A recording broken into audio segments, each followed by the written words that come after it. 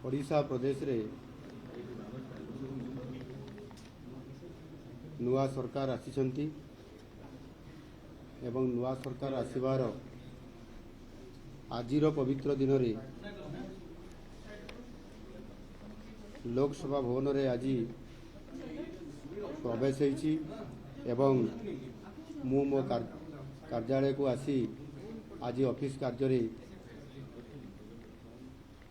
विधिवत भाव में आज मु मोर आसन रे बसी कार्यारंभ करिछि। भौतिक प्रगति सह सांस्कृतिक प्रगति को आम सरकार प्राथमिकता दियाजिबो। ओडिया अस्मितार प्रतिष्ठा अभिवृद्धि संरक्षण और प्रसार को गुरुत्व दियाजिबो।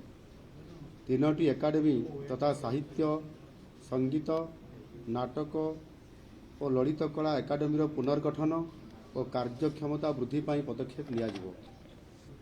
ओडिसी गवेषणा केन्द्र को क्रियाशील कराजिबो।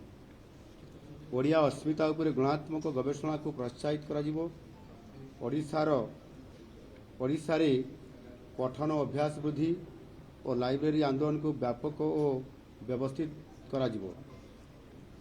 ओडिया भाषा और साहित्यर प्रसार पाई अनुवाद एकाडेमी प्रतिष्ठा कराजिबो। भाषा पाई आधुनिक सरल और सुगम प्रजुक्ति विद्यार उपयोग पाई संपूर्ण भाव में व्यवस्था कराजिबो। ओडिया भाषा भवन अस्मिता भवन निर्माण कराजिबो। भाषा कमिशन गोटे गठन कराजिबो। ओडिया भाषा रे सरकारी कार्य हबो। सरकारी स्तर में ओडिया भाषार व्यवहार को व्यापक करने को आवश्यक पड़े सरकारी भाषा आईन रे संशोधन अणाजिबो। ओडिया भाषा प्रतिष्ठान पुनर्गठन कराजिबो। प्रत्येक जिले में समन्वित संस्कृति भवन निर्माण सह जिलार कला संस्कृति को प्रोत्साहित कराजिबो। उच्च विद्यालय स्तर में ओडिया भाषा शिक्षक नियुक्ति पाई स्वतंत्र भाव में विचार कराजिबो। बरुणई ठारे पाइक एकाडेमी और स्मारक निर्माण को त्वरान्वित कराजिबो। राज्यर विभिन्न ऐतिह्य पीठर विकास को गुरुत्व देवाकू आम सरकार संकल्पबद्ध। सबु कार्य लोक मानकर सहयोग सहभागिता और परामर्श रे कराजिबो। ओडिया अस्मिता क्षेत्र में आउ कौन कराजिबा दरकार सेथिपाई मध्य लोक मानकर ठारू प्रस्ताव आह्वान कराजिबो एवं आगामी दिन में मध्य समान प्रस्ताव आम सरकार को प्रदान करि परिबे। एहा सहित राज्यर परिचालना राज्य भाषा ओडिया रे ही हेबो। एथि निमंते प्रणीत सरकारी भाषा आईन को अक्षरे अक्षरे पालन कराजिबो। दरकार पड़े एथिरे आवश्यक संशोधन करी आईन को आहुरी सशक्त कराजिबो।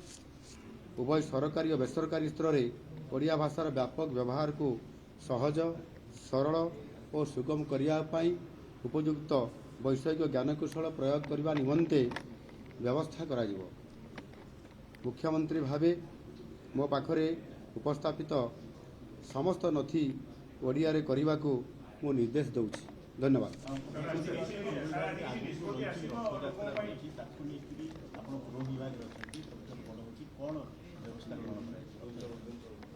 रथयात्रा बाबद जहाँ व्यवस्था करा कथा जो दिन समीक्षा बैठक पुरी रे बसीथिला समस्त कथा को मु उल्लेख कर सारी।